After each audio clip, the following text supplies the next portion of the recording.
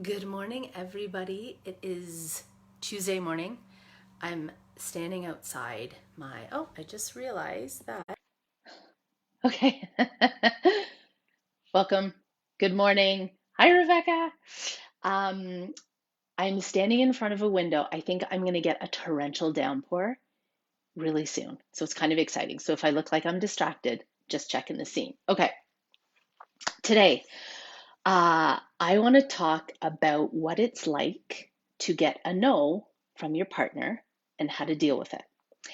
And if you know, my next date for my free mistress class on how to ask for what you want is this Thursday at 11 a.m. ET. I'm going to be talking about the three parts of the ask. Even looking at it in that way is a game changer. And I'm going to be sharing this one tool that will completely change the way that you look at asking. It's fucking amazing. I would love for you to be there. So I'm going to add the link in below this live when I'm finished. Okay, here's the deal with getting no.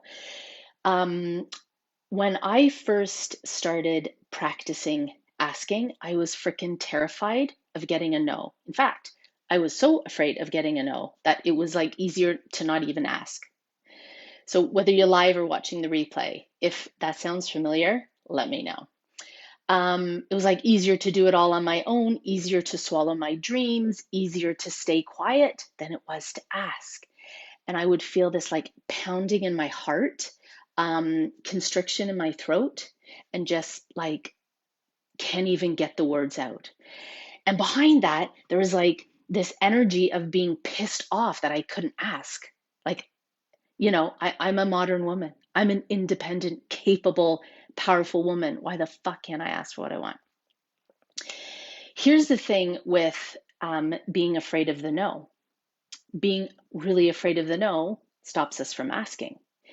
And when we stop asking, we are so filled with resentment and bitterness of the life that we are not leading.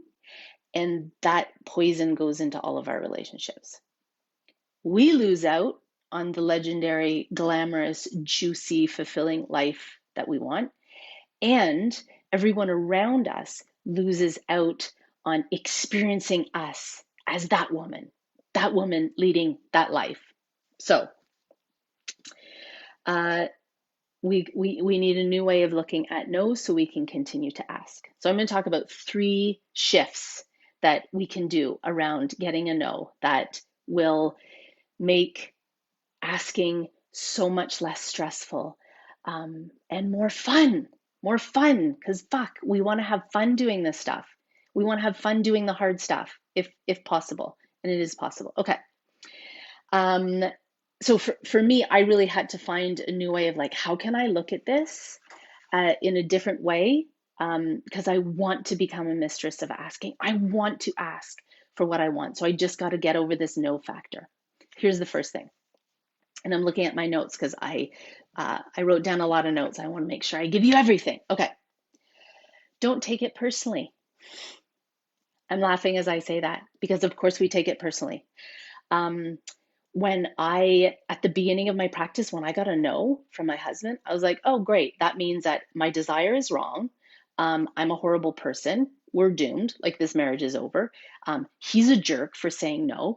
I took it very personally, which of course prevented me then from asking the next time because I'm like, you know what? This asking thing is not as much fun as I thought it would be, and it's a little bit harder, so forget about it. So here's what I want to say about not taking it personally. For some people, a no is a defense mechanism, an automatic reaction. And that no for them is a place where they might need to get themselves time and space to think about it. A no might be this recognition that they've had that your ask, your invitation, your proposal has come up against the edge of their comfort zone, and this is about protection for them. The no is not about you. Is not about us. It's all about them. Their no is a response that is deeply rooted in their stuff, their journey, their stories, their habits, their patterns, their desires, their fears. It's not about us. It's not even a reflection on our desire. It is all about them. So if we are able to not take that personally, and allow them to say no, like everybody has the right to say no. Have you ever said no? Would you like to have the right to say no, even to your intimate partner? 100%. They have the right to say no. The no is not about our desire. It is not about us. It is about them. And if we can, this comes into the third point, if we can hold space for somebody's no without taking it personally, we create a space for ourselves and for someone else that is filled with curiosity, compassion, a sense of lightness, a sense of excitement, as in, this is not the end. A no is not the end. It's not an end for me, and it's not an end for you. So don't take it personally. And don't let it diminish the flame of your desire. It's so easy, especially as women, we are so finely tuned to other people's judgments and opinions of us.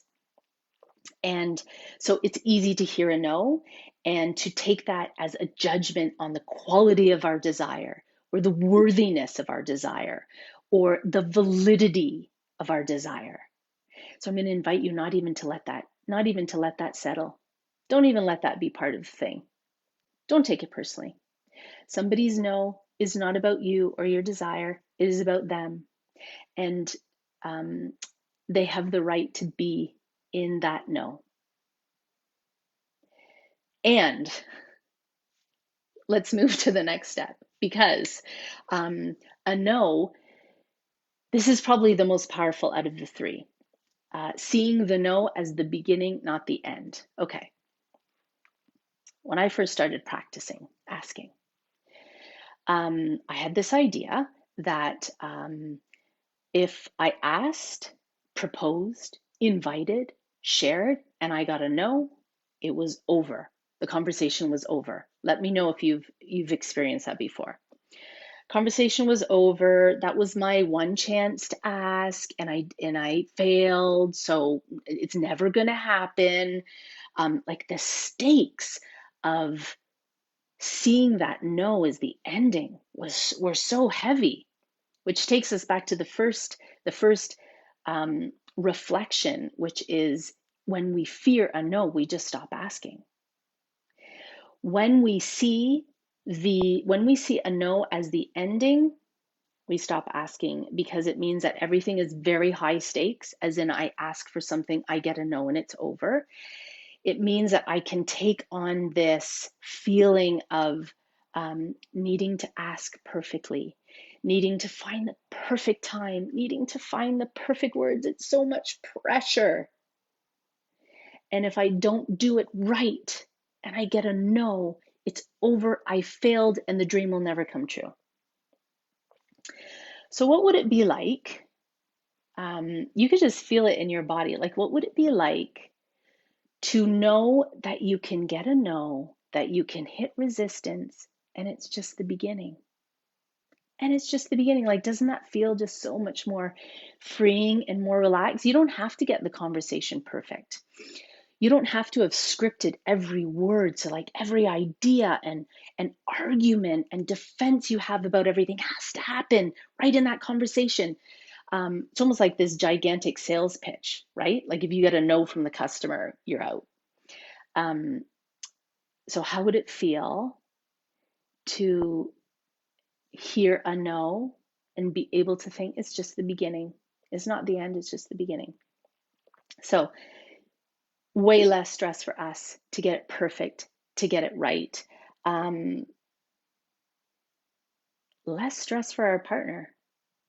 Imagine what it's like to have the feeling that when your partner, so I will use my example. So my partner is my husband, And imagine what it would feel like for him that whenever I asked him for something or shared a desire or invited him into this like beautiful, yummy space that I wanted to create, that if he said no, I would shut down, blame him, be furious, um, think less of him, think that he has betrayed me, let him know that he could never satisfy me. He's never going to get it right. Can you feel like the constriction of that? What is it like to hold space for somebody's no and to let them know it's okay? It's just the beginning, it's not the end. Um, yeah, allowing somebody to say no and holding space for where they are in their journey. You're allowed to say no, and so should they. So if we see this as the beginning and not the end, then we can just release so much of that tightness around wanting to grip and control it. And for our partner to know that they can be honest and that they can say no and that they can admit when they've hit a wall, and also for them to know that um, that we will talk about it again, that we will bring it up again, that even their no doesn't have to be their last word on it, that there is room for them to think about it, ask questions, get curious about what their no is about. It's beautiful. It's a beautiful gift to give somebody, to be cool with their no. Okay. Uh, Seeing it as a place of possibility. This is a big one. Okay. If you do any self-help work, you have probably heard from other people and experienced for yourself that there's this thing about resistance that lets us know that there is an opportunity there. It's an opportunity for growth, an opportunity for transformation. So you might know this just from your own work. You maybe it's like you come into an experience and there's an invitation made, and right away you feel your resistance and your no, like, oh no, I'm not going to do that. I don't want to do it. I don't believe I need to do it. I don't like it. I don't, and it's all this resistance. Um, in our evolution, we learn that, oh, this is a place of resistance, which means it's also a place of opportunity. Where my fear comes up, I also have the opportunity to go beyond that if I choose. So when we get a no from somebody else, if we can see it as a possibility, like, oh, we are now in a place of friction. We are in a place where your comfort zone ended.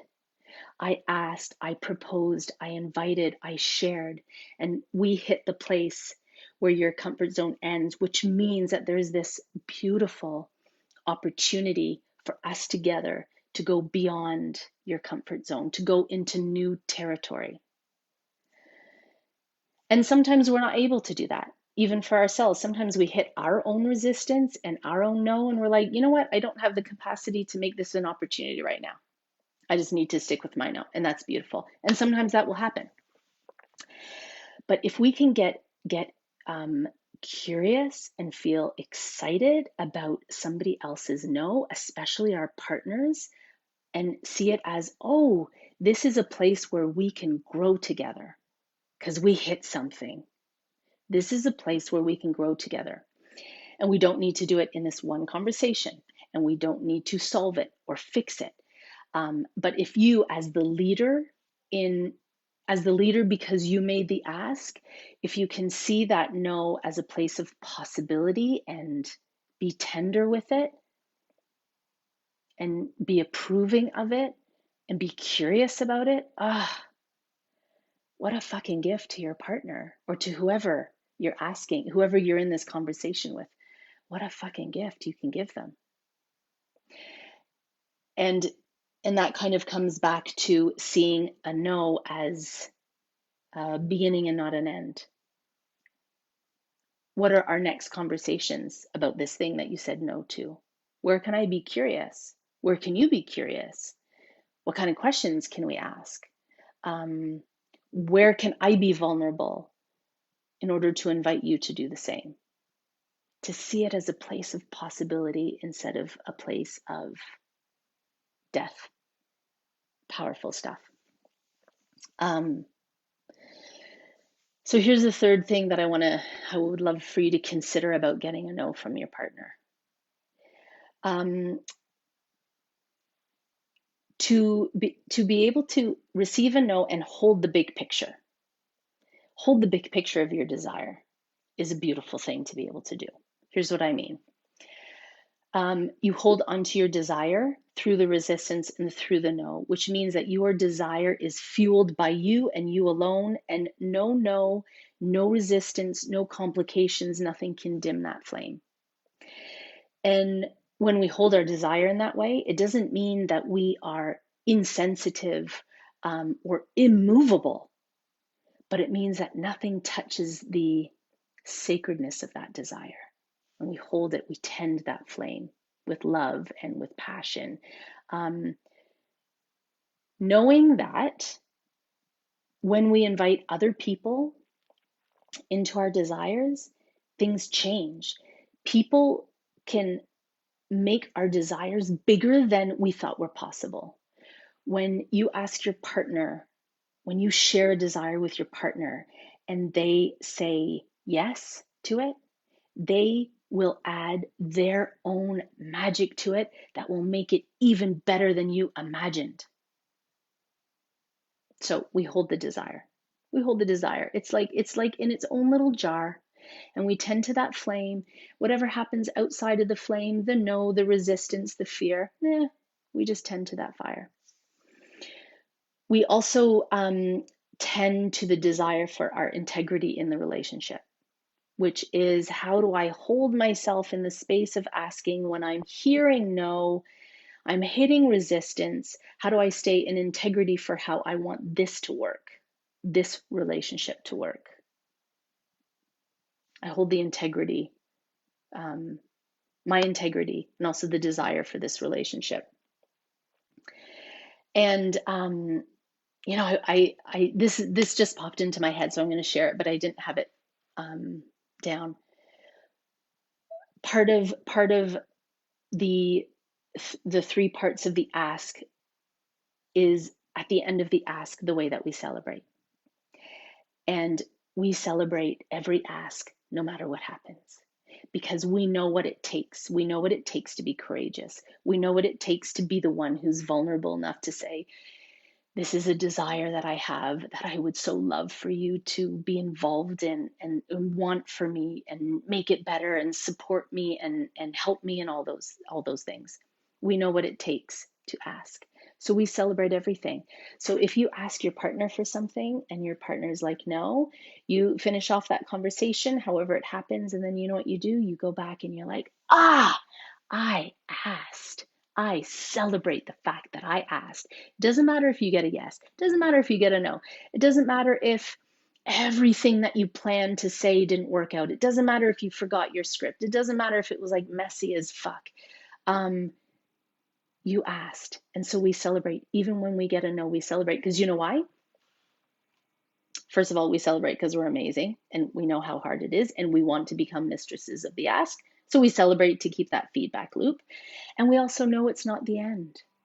We know that a conversation will continue. We know that a no isn't personal. We don't let it touch the sanctity of our desire.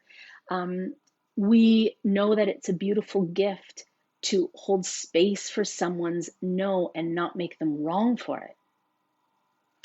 I feel like I forgot something really juicy that I wanted to talk about. Yeah. We also want to hold this feeling that the best way for us to get this desire is through collaboration, not mindless agreement. So I want you to imagine what it would feel like for you to ask your partner for something and they feel so much pressure to like never say no or to always say yes because they want to make you happy, and they just say yes. And you've probably had that happen before. And you're like, I don't buy your yes. I don't think that you actually want to say yes. So then it doesn't feel good for me when you say yes, because you're not going to show up with your full, authentic, juicy, creative, passionate self. You're just saying yes. So when we receive a no, it's okay, because what we're looking for is collaboration. We're not looking for mindless agreement. We're not looking for a yes just to say yes. Um, and quite often, the no is where everything begins. It's where everything begins. And it's a beautiful, beautiful place. And it takes practice. It takes practice to be okay with a no, and continue practice. And I still get up. I still feel the pang when I get a no, and I have to do my own work. I have to celebrate. I have to look at the big picture. I have to remind myself not to take it personally. I have to see it as a place of possibility and not a place of death or grief. Okay. And why do we care about dealing with how to get a no? Because if we want to live these legendary, glamorous, juicy lives, they involve other people. We have to become good at sharing, asking, inviting, proposing other people to be a part of this juicy life that we want. And if we have a fear of no, we will stop asking. We will never ask. And we will become constricted. Our desires will become thwarted and constricted. That's not what I want for myself, and it's not what I want for you. So, how was that? I hope that was some juicy stuff. It's such a fun topic to think about. And I've got my next date for this free mistress class on how to ask for what you want is this Thursday. I'm going to be talking about the 3 parts of the ask, which is just fascinating and mind blowing in itself. And then we're going to do a tool that you can take with you from class that will change the way you look at asking forever. Hands down. For realsies. Let me know. Let me know in the comments what resonated with you. What part of what I said resonated with you? Did you have an aha? Did you have a favorite moment, a favorite phrase? What did you get? What did you learn? What did you see? I would love to hear. Pop it in the comments. And as always, I'm so grateful for your attention and your eyes. And I know life is busy, and I thank you for being revolutionary and courageous and full of so much desire that you want to learn how to ask for what you want. I salute you and I celebrate you, sister. Okay, I'll see you later.